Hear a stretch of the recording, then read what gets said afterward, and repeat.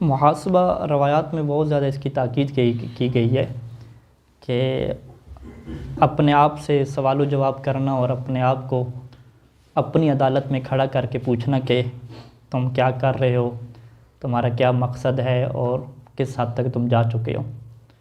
اور اہل بیت علیہ السلام نے اس کی بہت زیادہ تاکید کی ہے، اور کچھ روایات کے مطابق ہر رات کو جو ہے وہ محاسبہ کی تاکید کی گئی ہے کہ دن میں ایک دفعہ انسان کیا ہے اپنی عدالت لگائے۔ اس چیز کو ہم یہ کہتے ہیں کہ اپنی فکر کرنا، اپنے بارے میں سوچنا۔ یعنی دنیا کے حالات ایسے بن گئے ہیں کہ انسان جو ہے وہ اپنے بارے میں سوچنا چھوڑ دیا ہے اور دوسروں کے بارے میں سوچنا کیا ہے زیادہ کر دیا ہے۔ تو یہ چیز ضروری ہے کہ اہل بیت علیہ السلام نے اور قرآن مجید نے متوجہ کیا کہ اپنی جو ہے وہ کیا کرنی ہے، فکر کرنی ہے اور اپنے بارے میں سوچنا ہے کہ کہاں پہنچے ہیں اور کہاں تک کیا پہنچنا ہے۔ ان محاسبہ میں سے بہت ساری چیزیں ہیں، اور جس چیز کو آج ہم ڈسکس کریں گے اور سمجھیں گے وہ ہے کہ جب ہم دنیا کو چھوڑ کے اپنی زندگی وقف کرتے ہیں دینی علوم کے لیے، تو دینی علوم کے لیے زندگی وقف کرنے کے بعد جو مقصد اور ہدف کا تعین ہے، یہ چیز کیا ہے ضروری ہوتی ہے۔ اگر ہدف کا تعین نہ ہو، مقصد کا تعین نہ ہو، اور انسان اپنے آپ سے سوال نہ کرے، اپنے آپ کو ایک پلاننگ نہ دے، تو اس کی زندگی اور وقت کیا ہو جاتا ہے، دونوں ضائع ہو جاتے ہیں۔ پہلے مرحلے میں یہ چیز ضروری ہے کہ انسان سمجھے کہ جب میں دین کی فیلڈ میں آیا ہوں تو ظاہری بات ہے میں نے دنیا کو چھوڑا ہے۔ پھر اگر دنیا میں سے مجھے نہیں ملتا تو یہ میرا مقصد نہیں تھا اس کو حاصل کرنا۔ یعنی اس کو ہم یوں بیان کرتے ہیں کہ اگر ایک بندے نے جو ہے وہ دین کی فیلڈ اختیار نہیں کی، کاروبار کی فیلڈ اختیار کی، ڈپلومہ کے بعد نوکری کی فیلڈ اختیار کی، تو اس کا مقصد اور ہدف کیا ہے؟ پراپرٹی بنانا، گھر بنانا، اپنے آپ کو سیٹل کرنے۔ ایک بندے نے ان ساری چیزوں کو جو ہے وہ چھوڑ دیا اور کہا کہ نہیں، مجھے یہ دنیا نہیں چاہیے، میں اس کو چھوڑ کے جا رہا ہوں دین کا علوم حاصل کرنے، جس میں اپنے درجات کو اللہ کے ہاں بلند کروں گا اور پھر دین کی جو خدمت ہوگی وہ میں کروں گا۔ اب کچھ عرصے کے بعد جو ہے وہ یہ دونوں آپس میں موازنہ کریں۔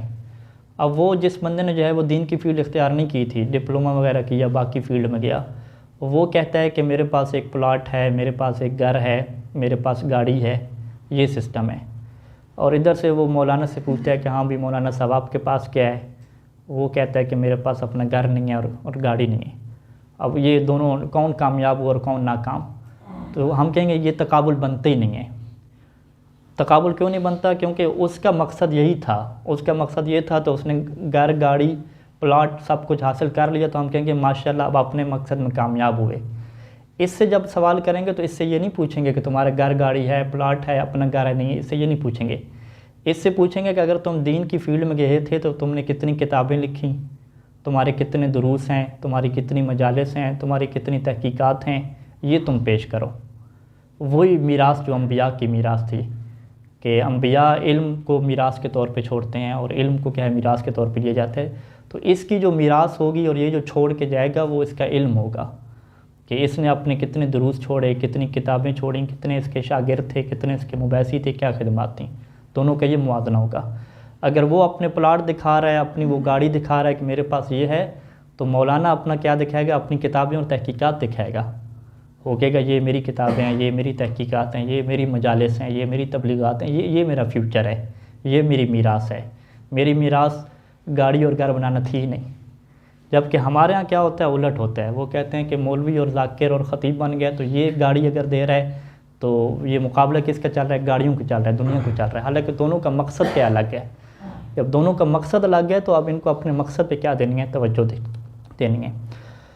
اور یہ دنیا کی ہر فیلڈ میں ہو رہا ہے کہ جو بھی پیسہ اور ان چیزوں کو حاصل کرنے کی فیلڈ ہے وہ تجارت ہے یا ایکٹنگ ہے۔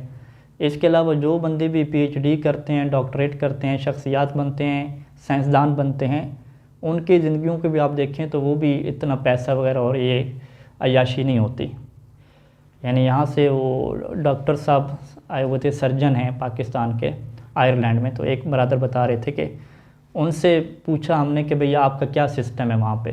تو وہ کہہ رہے تھے کہ ہم پاکستانی ہو گئے، ہندوستانی ہو گئے، بنگلہ دیش کے ہو گئے، عراقیوں کے نام بھی لے رہے تھے کہ جب ہم وہاں پہ پڑھنے جاتے ہیں ڈاکٹریٹ کے لیے تو وہاں پہ یہ نظام ہوتا ہے کہ جو آسٹریلیا کے لوگ ہیں، امریکہ کے لوگ ہیں، ان کی جو اکثریت ہے اسٹوڈنٹ ہے وہ اپنی تحقیق میں لگے ہوئے ہیں، اپنی پڑھائی میں لگے ہوئے ہیں، اپنے درس پڑھنا، لیکچر پڑھنا، مطالعے کرنا، تحقیقات لکھنا، تحقیق کرنا۔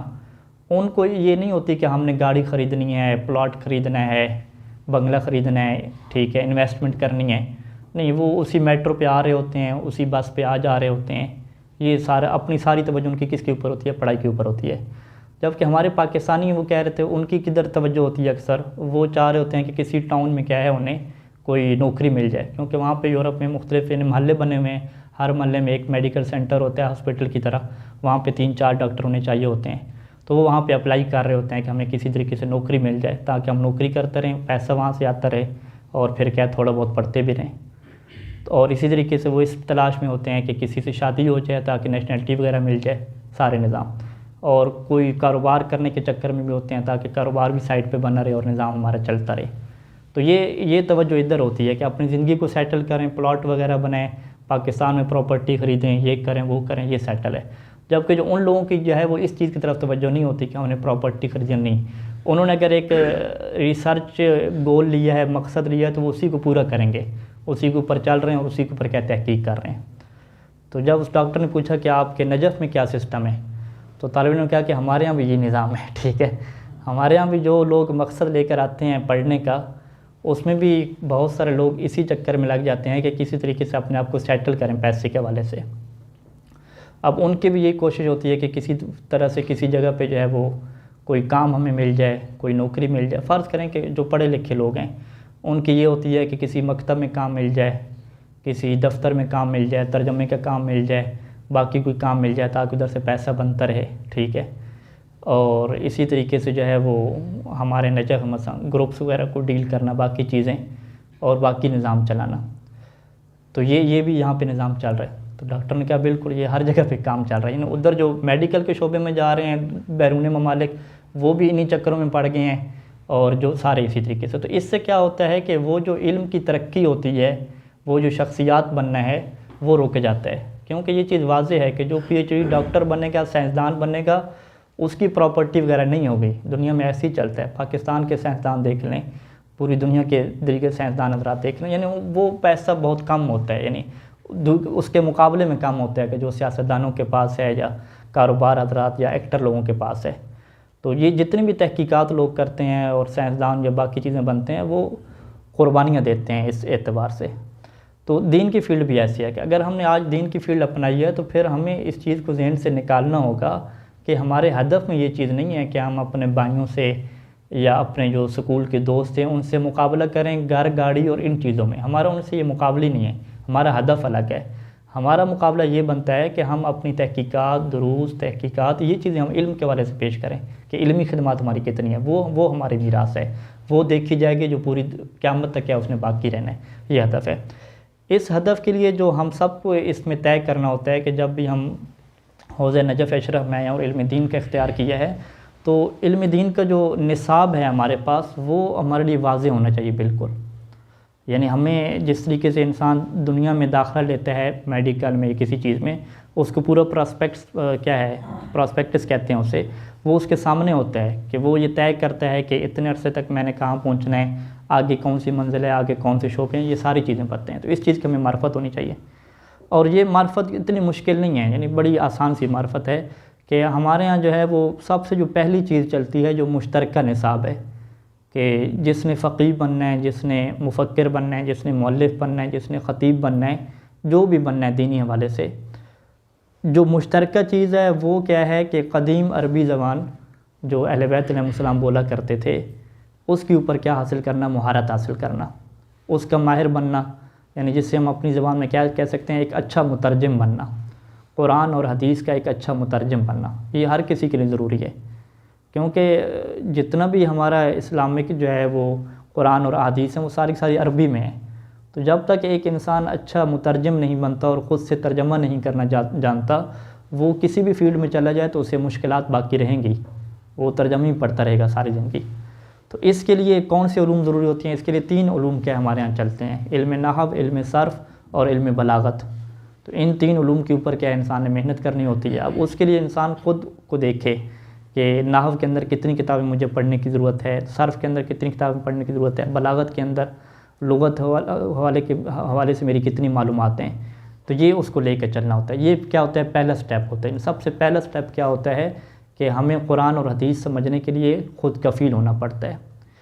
اس کے بعد دوسرا سٹیپ کیا ہے کہ قرآن اور حدیث سے استدلال کرنا اور استدلال کر کے بہت ساری چیزوں کو نکالنا. کہ جس طرح مولا علی نے فرمایا تھا کہ مجھے ایک باب اگر تعلیم دی ہے اللہ کے رسول نے تو میں نے اس سے 1000 باب نکالیں.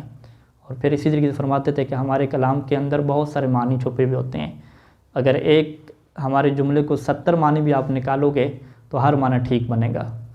اور پھر فقیہ کے بارے میں یہ فرمایا کرتے تھے کہ فقیہ وہ ہوتا ہے کہ جو ہمارے کلام کے معارض چھپے ہوئے اشاروں تک کو کیا جانتا ہوتا ہے، یہ فقیہ ہوتا ہے.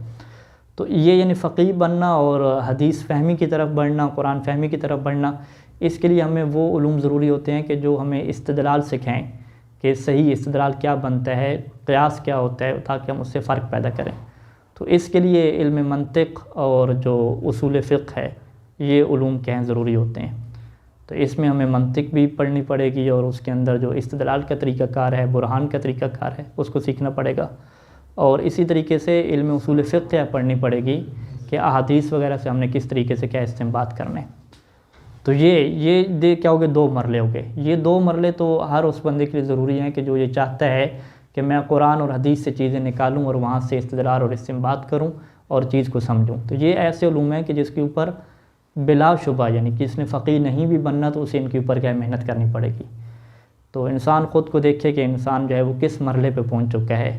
کیا وہ اچھا مترجم بن چکا ہے یا نہیں بن چکا. اچھا اگر مترجم بن چکا ہے تو کیا وہ حدیث فہمی اور حدیث سے اپنی چیزیں نکال سکتا ہے یا نہیں نکال سکتا. تو یہ ساری چیزیں اس کے لیے اسے پلان کرنا پڑے گا. جب تک وہ اس کے لیے پلاننگ نہیں کرے گا، اپنا محاسبہ نہیں کرے گا، کسی کے پاس بیٹھ کے مطالعہ کر کے پورا پراسپیکٹس دیکھ کے ہدف اپنی زندگی کا طے نہیں کرے گا تو وہ زندگی ایسے ٹائم پاس کی ہوگی. ٹائم پاس کی زندگی ہوگی، کوئی ہدف نہیں ہوگا. جب ہدف نہیں ہوگا تو وہ اللہ سے دعا کیا مانگے گا، وہ اپنی نیت کیسے خالص کرے گا، وہ ایک اپنے چیز کو لے کر آگے کیسے چلے گا، محنت کی طرف کیسے بڑھے گا. یہ ساری چیزیں اس کے لیے مبہم ہوں گی. وہ بیٹھے گا تو صحیح مطالعے کے لیے اسے پتہ نہیں ہوگا کہ میں نے کرنا کیا ہے، میں نے پڑھنا کیا ہے. بس وہی پھر واٹس ایپ کھولے گا، فیس بک کھولے گا اور ٹائم ختم، چلو جی سو جاؤ.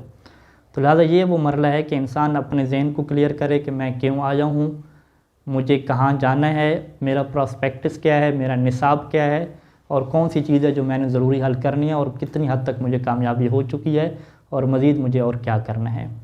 خداوند کریم سے دعا ہے کہ خدا ہمیں اپنے مقصد اور ہدف کو کلیئر کرنے اور سمجھنے کی توفیق نصیب فرمائے.